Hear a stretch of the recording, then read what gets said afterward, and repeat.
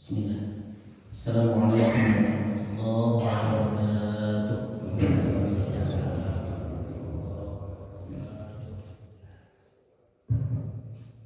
Alhamdulillahirabbil alamin. Wassalatu wassalamu ala sayyidina Muhammadin sayyidil mursalin wa ala alihi wa ashabihi ajma'in, amma ba'd. Faqala Allah ta'ala fil Qur'anil Karim, a'udzu billahi minasyaitonir rajim. Ya ayyuhalladzina amanu taqullaha wa tanzur nafsum ma qaddamat lighad, ila akhir ayat. Wa qala Nabi sallallahu alaihi wasallam, man salaka tariqan yaltamisu fihi ilma sahalallahu tariqahu ila jannah. Hadirin yang dirahmati Allah, bersyukur pada pagi hari ini, di hari Ahad, Allah masih memberikan kita kesempatan hidup, kesehatan, kemampuan dan kemauan untuk senantiasa melaksanakan perintahnya dengan melaksanakan sholat subuh, dilanjutkan dengan majelis ilmu. Semoga dengan cara mensyukuri nikmat Allah seperti ini bagian daripada mensyukuri. Allah senantiasa tambah kembali nikmat yang ada dalam diri kita. Amin ya Allah. Bersolawat di atas Nabi dan mengucapkan Allahumma sholli ala sayyidina Muhammad wa ala ali sayyidina Muhammad.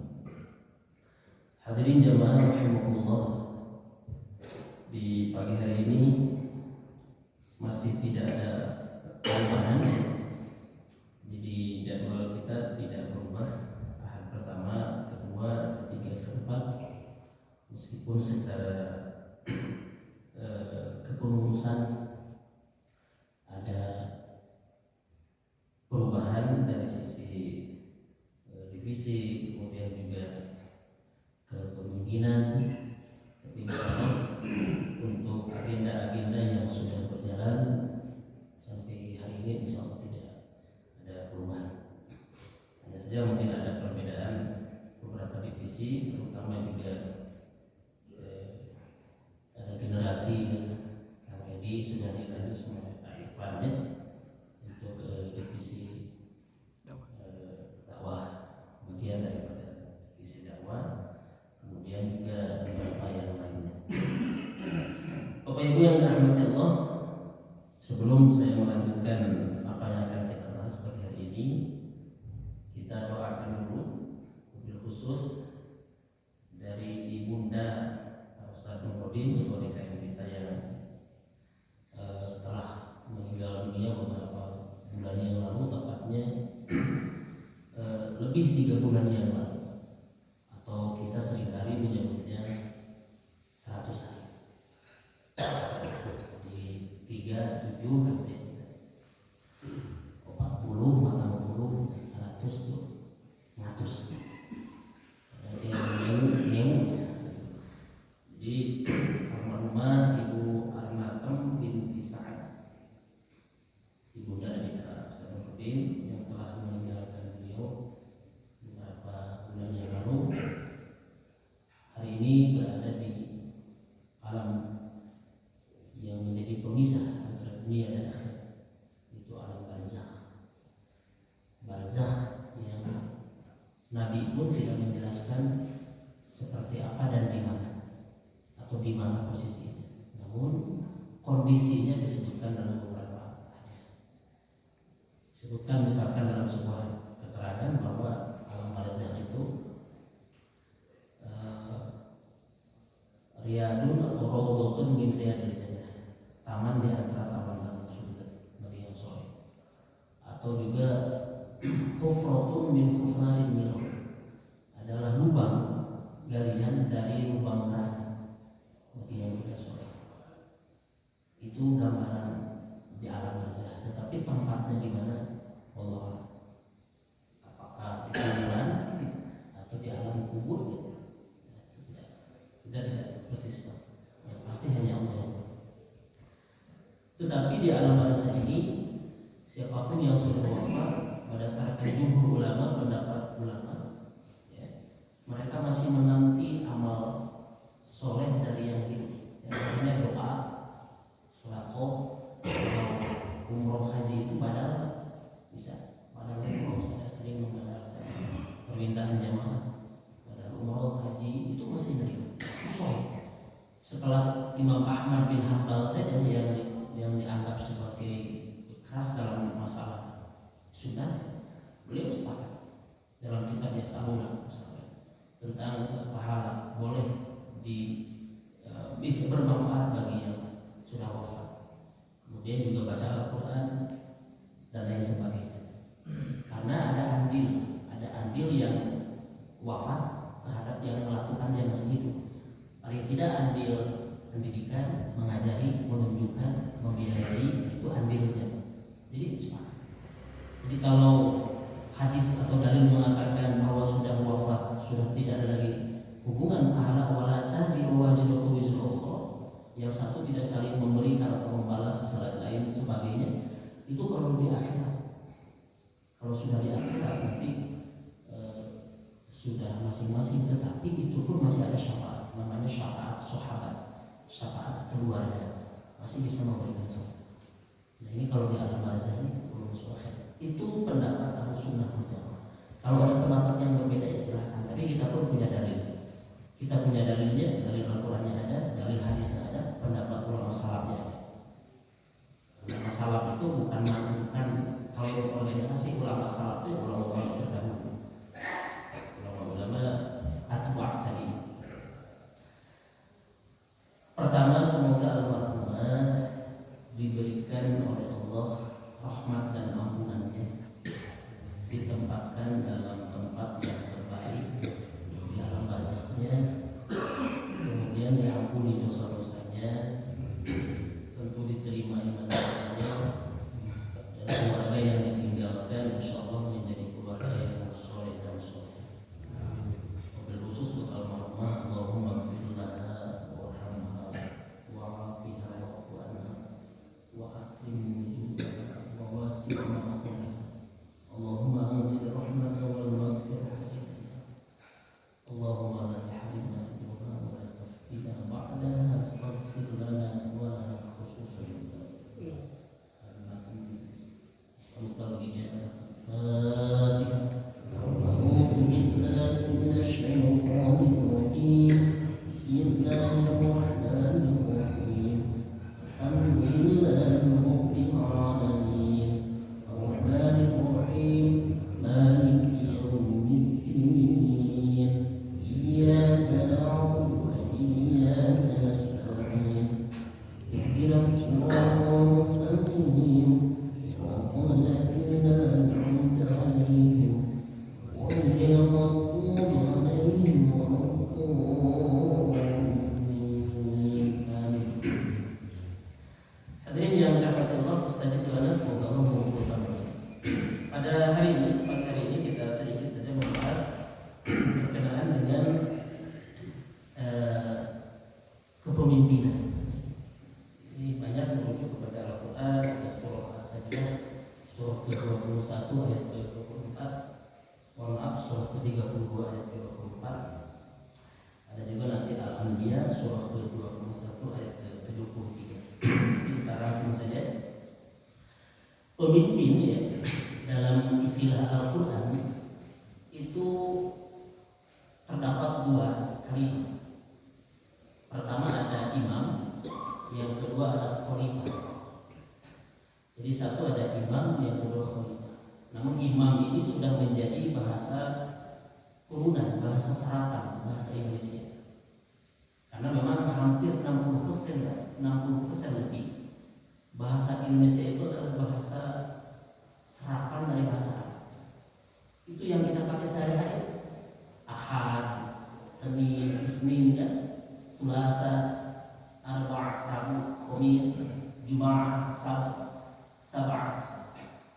Itu hari-hari kita bahasa Arab. Subuh, sholat subuh, zikir, wirid. Baru juga bangun sudah pakai bahasa Arab semua. Safar, bahasa Arab semua. Jadi itu 60% lebih itu bahasa Arab. Serapan dari bahasa Arab.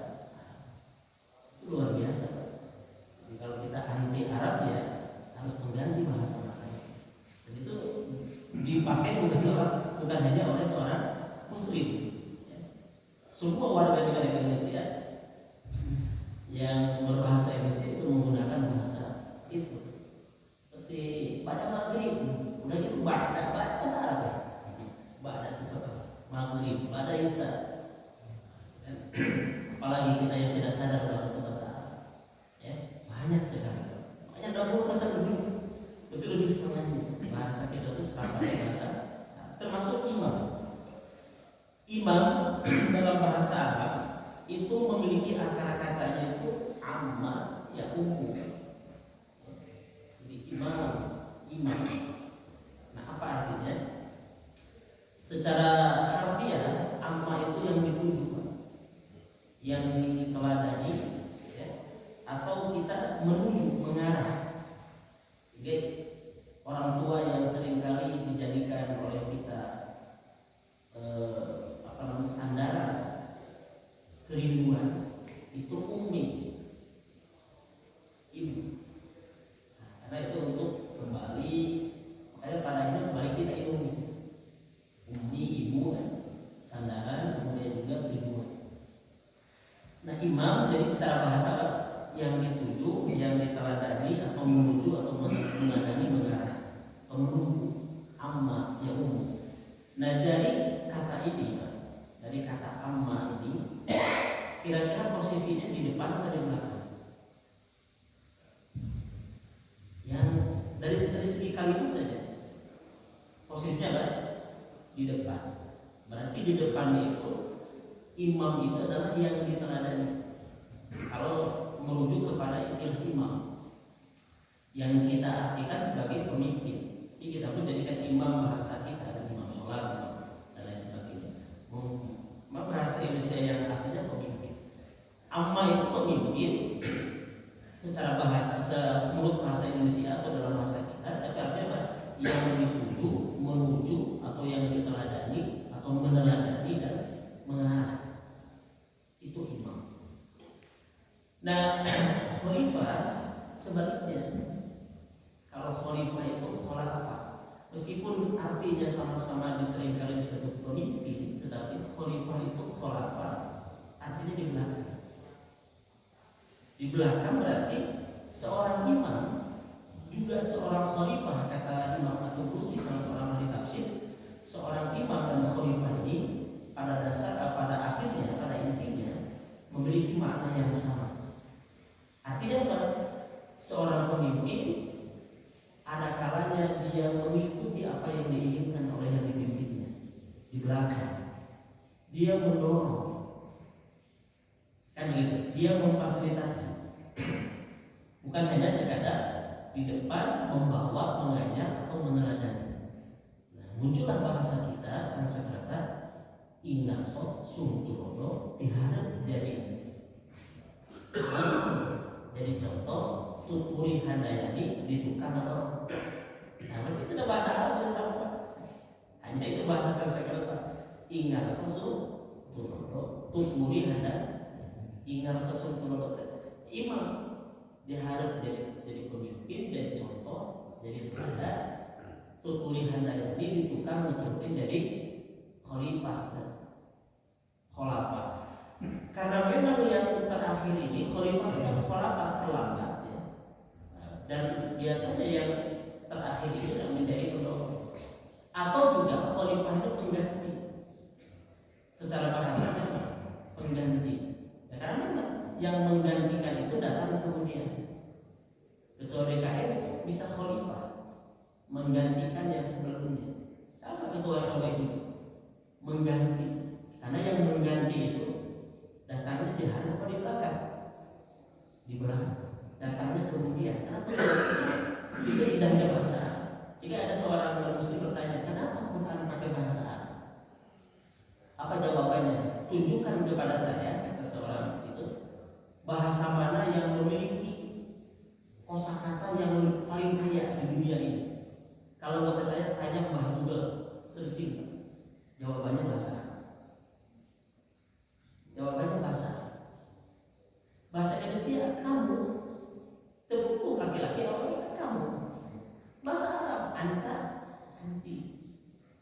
Kamu berdua, antuma, antum, antuna, huwa, iya, huwa laki-laki, iya perempuan. Bahasa Inggris ya, dia laki-laki perempuan. Sama bahasa Inggris juga.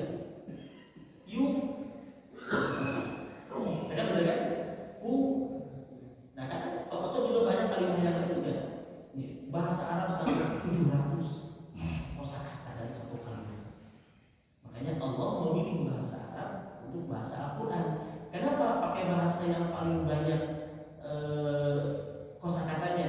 Sebab ketika Allah ingin menyampaikan satu hukum, satu istilah supaya bisa dipahami dengan mudah. Dan sebetulnya bahasa Arab itu mudah.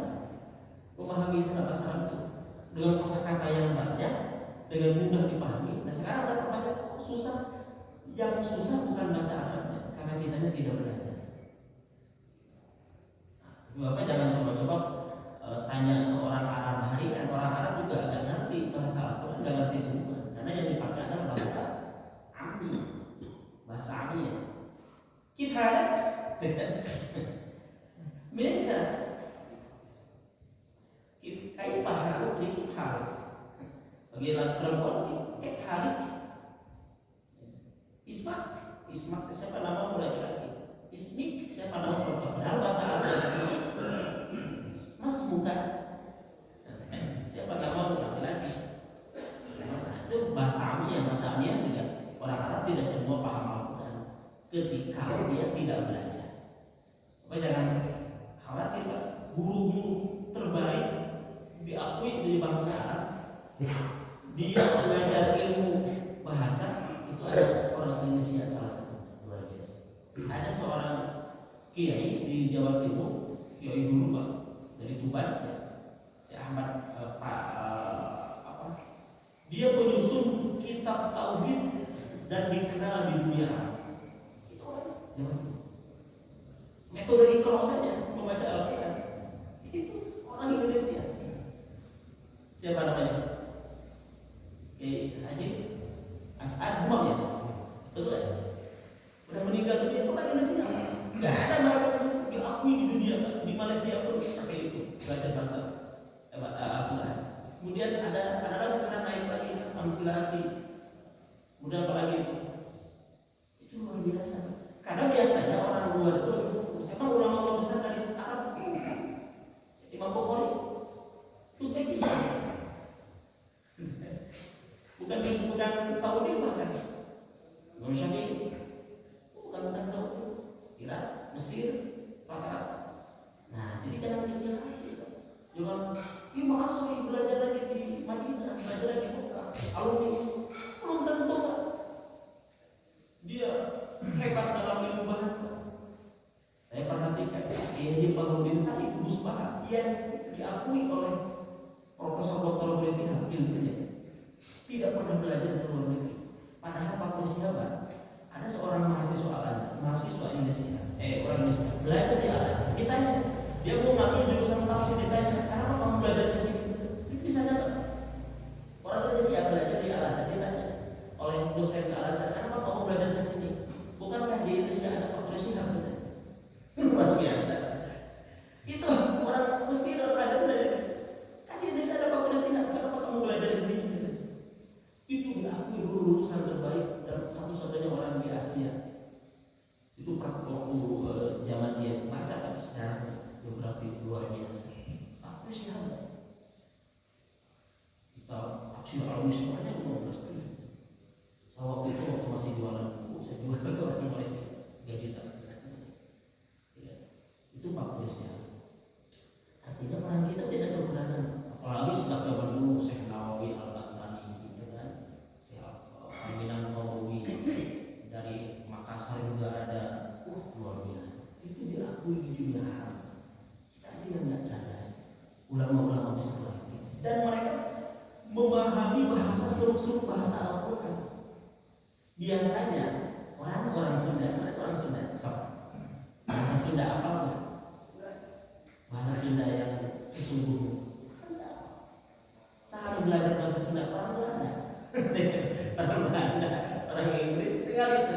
Orang Belanda, di mana ada profesor di Jepang, orang Jepang, profesor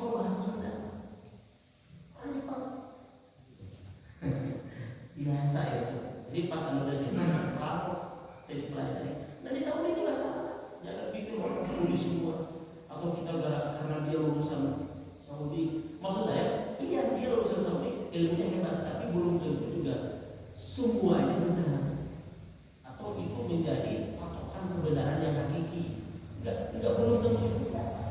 Jangan klaim-klaim ini yang paling hebat, ini Ustaz Sunnah, yang lain Ustaz Pakro, Ustaz Arab gitu kan. Dia lulusan belum tentu juga. Karena kita tidak melihat itunya, tapi melihat siapa latar belakang dan pendidikannya, bagaimana dia cara belajar dan memahami bahasa. Itu yang saya maksudnya, kita kecil hati ternyata menjadi semangat bagi kita. Orang Indonesia itu luar biasa, banyak ulama-ulama besar yang lahir dari Indonesia kemudian diakui di dunia. Nah kembali ke tadi ya, jadi pemimpin itu ada dua istilah dalam Al-Quran. Pertama apa? Imam, yang kedua apa? Khalifah. Khalifah. Artinya imam itu lebih cenderung kepada di depan, menjadi yang dituju, yang diteladani atau untuk ditunggu oleh kita. Kalau khalifah pengganti, berarti kalau pengganti datang kemudian. Kalau datang kemudian berarti di belakang. Nah sederhananya ingat sok sungkurto tukuri handa. Nah kemudian Bapak Ibu yang dirahmati Allah, baik imam maupun khalifah ya, dalam berbagai macam hadis dan literatur para ulama yang mengutip berbagai macam dari sumber-sumber dalil baik Al-Quran maupun Sunnah, menyimpulkan rata-rata sifat pemimpin itu yang pertama adalah memiliki sifat syidik. Syidik itu kejujuran, syidik itu benar, dan jujur itu modal utama dalam berbagai hal. Bukan hanya pemimpin, meskipun pada akhirnya setiap kita adalah pemimpin. Kullukum ra'in wa kullukum mas'ulun an ra'iyatin. Setiap kalian, setiap kita adalah ra'in. Ra'in itu pemimpin, bukan hanya yang diangkat ataupun yang dipilih, tetapi pada akhirnya setiap kita juga memimpin diri kita. Kan begitu. Wa mas'ulun an ra'iyatihi, dan akan dimintai pertanggungjawaban dari apa yang kita pimpin. Jenderalnya adalah hati, kan begitu. Jika benar tangannya, mulutnya, matanya, nah itu dipertanyakan pertanggungjawaban kelak di akhirat. Kan begitu, di akhirat nanti kan seseorang tidak akan beranjak kecuali dengan 3 pertanyaan. Pertama, dari mana dan kemana kau belanjakan hartamu? Yang kedua, kau pakai habiskan apa umur? Yang ketiga, kau amankan atau tidak ilmu? Kalau harta kedua itu tidak akan beranjak kecuali melewati 3 pertanyaan tadi. Nah, pertama sidik itu jujur, dalam artian juga modal utama dalam kehidupan itu jujur. Itu dalam berbagai hal, pekerjaan, kemudian juga kepemimpinan yang pasti ya, dalam rumah tangga, dalam berbagai aspek kehidupan itu jujur. Yang kedua apa? Amanah, dapat dipercaya.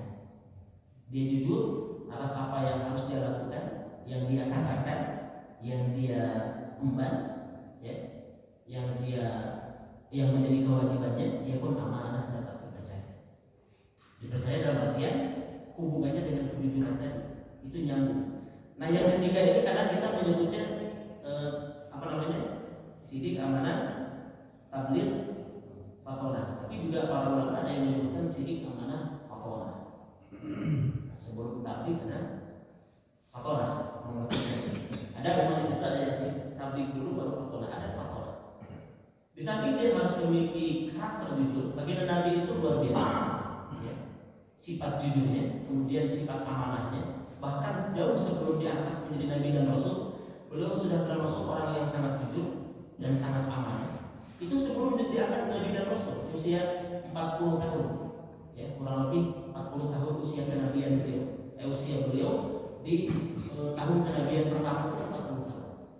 Tetapi sebelumnya usia belasan tahun, usia 20-an tahun ketika beliau berdagang, ya kan?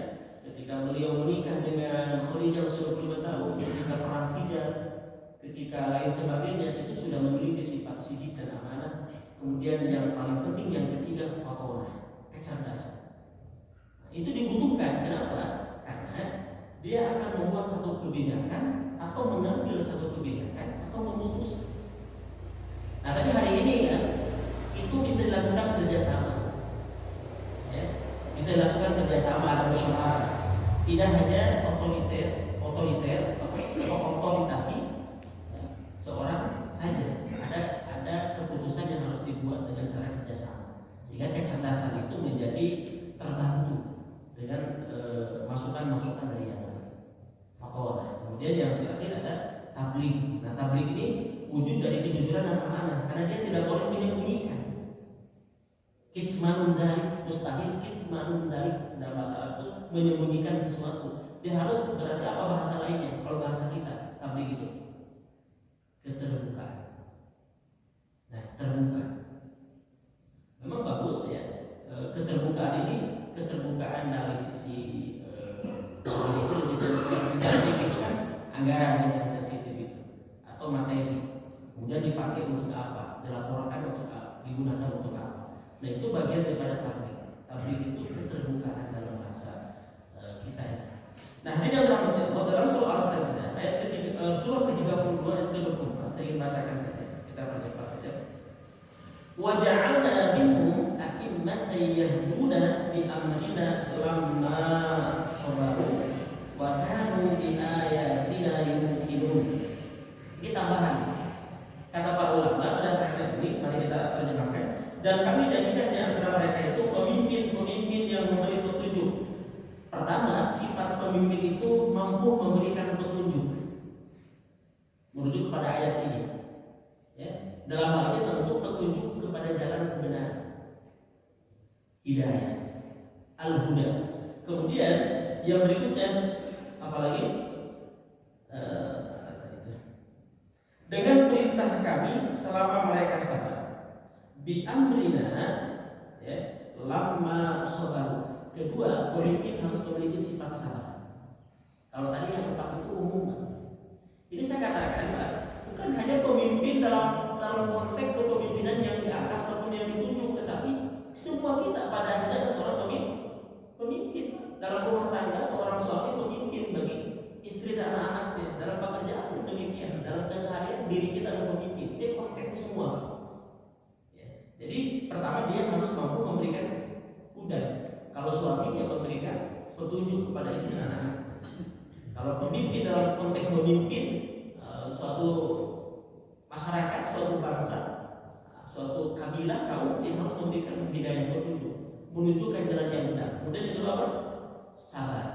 Dalam menyampaikan, dalam memberikan petunjuk atau mengajak kepada jalan yang benar, pasti ada tantangan, pasti ada penolakan, itu sudah turun. Pasti ada yang beda dengan kita. Maka dituntut dia harus memiliki sifat apa? Sabar. Nah, sabar ini akan tercermin ya dari reaktif. Nah, sehingga kesabaran ini kita bisa melihat sabar apa tidak diri kita, lihat reaksi awal. Karena dalam sebuah hadis sabar itu adalah as-sabru 'inda sidnatil ula. Sabar itu ketika hentakan pertama. Jadi Bapak, kalau mau tahu apakah diri saya atau diri kita ini, menurut Bapak, menurut kita, diri saya ini, diri kita ini sabar apa tidak? Lihat reaksi ketika inda sidnatil ula. Reaksi pertamanya apa? Nah, reaksi kan? Jadi reaksionil reaktif. Nah, reaksinya seperti apa? Ketika datang pertama, inda sidnatil. Apakah tenang dulu? Ya, makanya tenang itu akan memunculkan sifat hasil yang baik. Ketenangan, Pak, sesungguhnya dia akan melahirkan kebenaran. Ketenangan akan melahirkan kebijakan. Jadi tidak reaktif. Jangan langsung dulu, tapi diam dulu, tabayun dulu, tenang dulu. Itu akan menghasilkan sesuatu yang baik. Karena kata baginda Nabi, atani minallah. Ketenangan itu dari Allah. Wal ajalah minasyaiton. Tergesa-gesa, terburu-buru adalah perbuatan setan. Sedangkan at-ta'ani, ketenangan adalah minallah. Hadis riwayat Imam At-Tirmidzi sahih. At-ta'ani itu tenang. Bukan berarti tenang diam saja, bukan, tetapi tidak langsung reaktif negatif kan? Karena dituntut untuk kesabaran tadi. Nah, jadi orang yang sabar itu tidak mudah reaktif terhadap hal-hal yang muncul terhadap dirinya atau datang dirinya, tapi dia diam dulu, dia pikirkan dulu, dia tabayun dulu, dia tenang dulu, dan dengan ketenangan dia akan menghasilkan ide-ide yang brilian. Bukankah para penulis orang-orang yang lebih banyak hasil tulisannya bukunya itu rata-rata orang yang tenang, tapi orasi, orang yang pandai bicara belum tentu dia hebat menulis. Itu rata-rata begitu kan dalam keseharian kita. Nah, orang yang tenang bisa banyak tulisan buku, tapi belum tentu dia hebat berbicara. Banyak tuh profesor, doktor tulisannya bagus, pas nyampe itu dekat hati, apa itu tidak banyak, serius banyak. Rata-rata kadang begitu manusia itu. Tetapi juga cari yang sempurna memang tidak mudah. Atau yang hebat menyampaikan terstruktur, wah, minah di dalamnya, rawas di dalam didengarnya, enak, kemudian juga cepat masuk, tulisannya bagus sudah ada, tapi jarang. Ya, itu memang kadang begitu, tidak ada yang sempurna, kecuali bagian Nabi yang sempurna. Ya. Kemudian apalagi? Wa kanu bi ayatina yuqinun. Yang ketiga, Pak Sakma, yang ketiga dia yuqinun. Yuqinun itu bukan warga-warga. Yuqinun ini adalah dia harus yakin. Jadi seorang pemimpin ini dia pertama apa? Hudan, memberikan petunjuk, sabar, karena pasti banyak reaksi dari kebijakannya, banyak ada yang menolak, dia sabar. Yang ketiga dia harus yakin atas apa yang dia pikirkan itu sudah hasil dia renungan, sudah musyawarah, sudah dapat input dari yang lain, masukan-masukan, dia yakin memutuskan itu. Nah, dituntut untuk yuqinun. Dia harus yuqinun, dia tidak yakin. Dia harus memiliki sifat keyakinan, ulah ragu. Kalau memang sudah dasarnya benar, dia punya, memang dalam prakteknya yang bicara pun belum tentu bisa dalam prakteknya. Tapi paling tidak teori-teorinya Al-Quran dan hadis sudah membimbing, menuntun dan menuntut kita, terutama menuntun kita tentang surat Al. Kemudian surah Al-Anbiya surah ke-21 ayat 73. Tapi saya ingin rangkum dulu dalam surah As-Sajdah ayat 24 apa yang pertama? Seorang pemimpin memberikan petunjuk. Berarti kalau memberikan petunjuk dalam bahasa Sanskerta kita, ingat sungguh rodoh kayak gitu. Atau tadi memberi jadi amat, jadi teladan, ya. Atau jadi khalifah, pendorong. Petunjuk bisa khalifah, pendorong ya. Yang kedua apa tadi? Sabar. Yang ketiga apa? Yakin. Merujuk kepada As-Sajdah ayat ke-24. Sekarang Al-Anbiya surah ke-21. Nah, surah ke-21 surah apa? Al-Anbiya ya. Kita lihat Al-Anbiya surah ke-21 ayat yang ke-73. Ayat yang ke-73 dalam surah Al-Anbiya ini Allah Subhanahu wa taala berfirman, "Wa ja'alnahum a'immatan yahduna bi amrina wa auhayna ilaihim fi'lal khairati wa iqamas sholati wa ita'az zakat wa kanu lana 'abidin." Ini tambahan ya, penyempurna dari sajdah tadi. Dan kami menjadikan mereka itu sebagai pemimpin-pemimpin a'immah ya. Amma yaqumu a'immah. A'immah itu pemimpin, imam kalau bahasa kita. A'immah menjadikan pemimpin yang memberi petunjuk dengan perintah kami. Tadi sama dengan sajdah, Hudan memberikan petunjuk dan perintah kami. Kemudian dan kami wahyukan kepada mereka agar berbuat kebaikan. Nah, yang kedua ini menjadi teladan. Dia pemimpin melakukan kebaikan sebagai contoh. Ya. Wa iqamas sholati wa itaiz zakah. Huraian berbuat kebaikan itu yang paling penting adalah pemimpin yang mendirikan sholat. Wa iqamas sholat, mendirikan apa? Sholat. Pilih lagi. Wa iqamas sholat wa itaiz zakah, dan dia melakukan kewajibannya ketika sudah nisab, ketika sudah sampai batasan akhirnya nisabnya adalah zakat. Dan tambahan yang berikutnya, wa kanu lana 'abidin, dan hanya kepada kami mereka yang menyembah, artinya dia harus abid, ahli ibadah.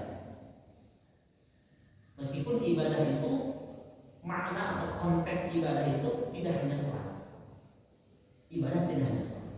Sholat ya bagian daripada ibadah, tapi ibadah dalam bahasan secara general. Bahkan juga kalau kita berbicara takwa, takwa itu tidak semudah istilahnya, tidak segampang diucapkan. Takwa itu apa? Bahasa sederhananya takwa itu apa? Ada yang tahu? Atau soleh? Soleh itu apa? Ya. Mampu melaksanakan hak Allah dan hak ibadah, hak hamba. Kan itu bagian daripada ketakwaan. Jadi soleh itu adalah mampu orang yang melaksanakan hak Allah, berarti melaksanakan kewajiban kepada Allah. Memenuhi hak Allah berarti melaksanakan kewajiban kepada Allah. Wa haqqul ibadah, kata Ibnu Al-Haytami, wa haqqul ibadah, dan dia memenuhi hak hamba. Hak hamba itu berarti kewajiban kepada seseorang, kepada manusia, kepada masyarakat, kepada jamaah, kepada golongan. Jadi tidak cukup rajin sholat, rajin baca Quran, hari kabatur. Nah, itu takwa itu. Dia harus mampu memenuhi hak Allah, berarti dia melakukan kewajibannya sebagai hak bagi Allah, dan dia mampu memenuhi hak ibadah, hak hamba-hamba yang lain sebagai kewajiban dirinya memenuhi haknya.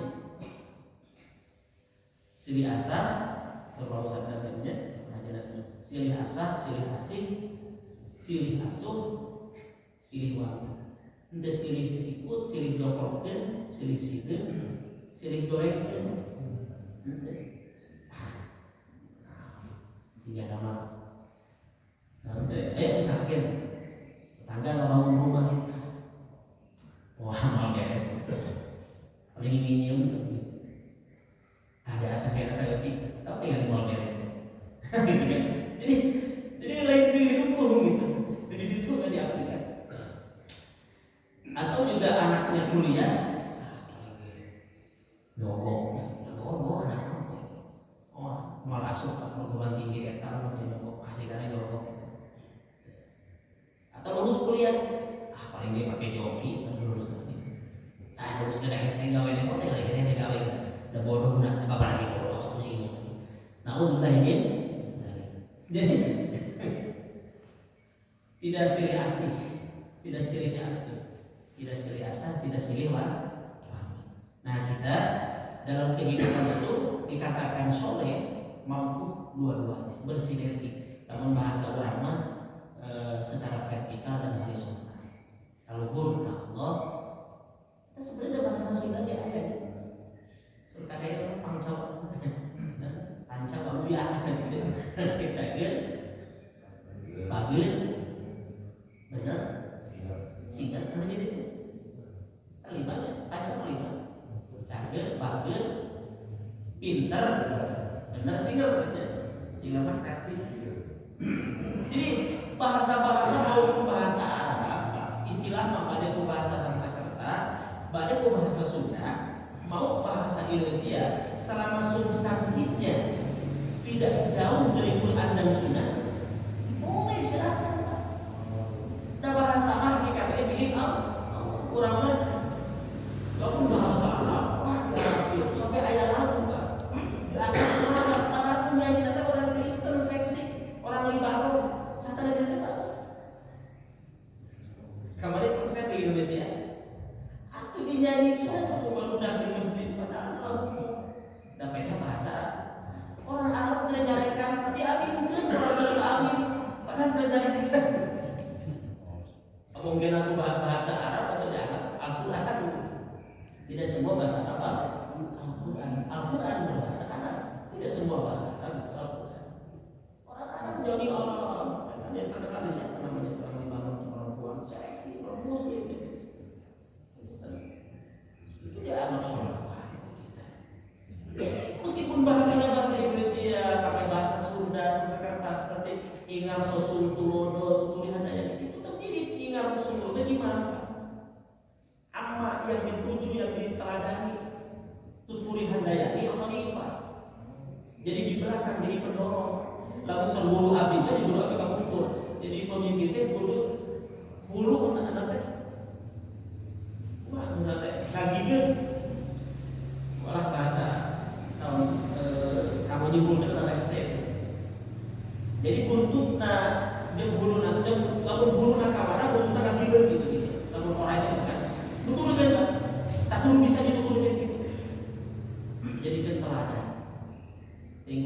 bahasa bodoh itu bahasa pastor. Kadang sampai bahasa Al-Quran saja. Tapi substansinya maknanya mirip dengan yang tadi saya sampaikan dalam Al-Quran. Nah, selama bahasa itu kan semua bahasa mirip apa? Jadi kalau bimbingnya usaha terbiasa, kalau ada biasa, terhafal-hafal. Ibu namun hajatna, namun kebutuhannya, anu bangunannya. Yang toh saya ada apa bahasa Indo, bahasa Ibu, bahasa Sunda, bahasa Indonesia. Allah memahami semua bahasa. Tetapi bahasa-bahasa itu memang ada kalanya tidak boleh dibacakan dalam kondisi tertentu. Contoh dalam sholat, Pak. Tekeni orang sholat itu bahasa Sunda. Gusti rumahanku Allahu Akbar. Bagus tekeni. Alhamdulillahirobbilalamin, segala puji bagi Allah Tuhan semesta alam. Di bahasa Sunda aja. Kalayan segala saya puji ageng milik kamu. Itu biasa. Pertama karena aku bahasa. Semua itu bahasa Al-Quran. Doa ketika sujud pakai bahasa Indonesia itu pun tidak boleh diucapkan. Sebab khawatir ada bicara selain bahasa, selain bacaan doa dalam sholat. Cukup dalam hati. Makanya pilih aja yang ringan saja. Selain subhana rabbiyal a'la kan boleh rabbi firli boleh. Ya Allah ampunilah dosaku. Kan boleh. Rabbi inni zalamtu nafsi faghfirli fa innahu la yaghfiru dzunuba illa anta. Itu bahasa Arab. Boleh. Ya. Oke, saya kira itu saja. Abi barusan ya safari manasik di Lembang Al-Mahdulah. Saya ingin nanti bapak-bapak, saya ibu-ibu kita bawa di AMKS, maksudnya AMKS Al-Mahdulah Manasik Training Center. Ayo ini untuk Ka'bah. Jadi di Lembang baru, mudah-mudahan bisa agak aktif. Jadi pengajian itu di mana? Sambil dari itu. Nah, AMKS itu mirip miniatur Ka'bahnya, tempat sa'inya, bangunannya mungkin itu mirip yang di Sampo yang di Tangerang. Itu sudah ada dekat. Saya bukan iklan ya, ini saya mau hari ini ada. Nah, itu mudah-mudahan dipimpin sama Pak Lili. Terima kasih. Oke, saya kira itu saja. Mudah-mudahan pada manfaatnya di pembahasan pagi hari ini, sampai setidaknya membuka wawasan bagi kita apa itu pemimpin. Sekali lagi dalam Al-Quran ada dua istilah. Pertama imam, artinya yang dituju, yang ditunggu, yang diikuti, yang diteladani, karena dia posisinya di depan membawa. Yang kedua ada khalifah. Khalifah secara bahasa artinya belakang atau pengganti. Berarti imam atau pemimpin kadang dia menjadi pendorong dari belakang atau mengikuti apa yang diinginkan yang dipimpinnya, atau juga dia menjadi pengganti karena yang mengganti datang kemudian pasti di belakang datangnya. Sekiranya demikian, subhanallahumma wa bihamdika asyhadu an la ilaha illa anta astaghfiruka wa atubu ilaik. Allahumma anfa'na bima 'allamtana wa 'allimna ma yanfa'una wa zidna 'ilma. Walhamdulillahi 'ala kulli hal wa na'udzu billahi min kulli halin ahlin nar. Allahumma inna nas'aluka 'ilman nafi'an. Ya Allah, kami mohon kepada ilmu yang bermanfaat. Wa rizqan halalan thayyiban, dan rezeki, anugerahkan kami rezeki yang halal, yang baik ya Allah, yang banyak dan barokah. Wa amalan mutaqabbalan, dan amal yang diterima. Wa shifaa min kulli da'in, ya Allah, berikanlah kepada kami obat atas segala penyakit yang ada dalam tubuh hamba ya Allah. Rabbana atina fid dunya hasanah wa fil akhirati hasanah wa qina adzabannar. Walhamdulillahirabbil alamin. Akhirul kalam, wabillahi taufiq wal hidayah. Assalamualaikum warahmatullahi wabarakatuh.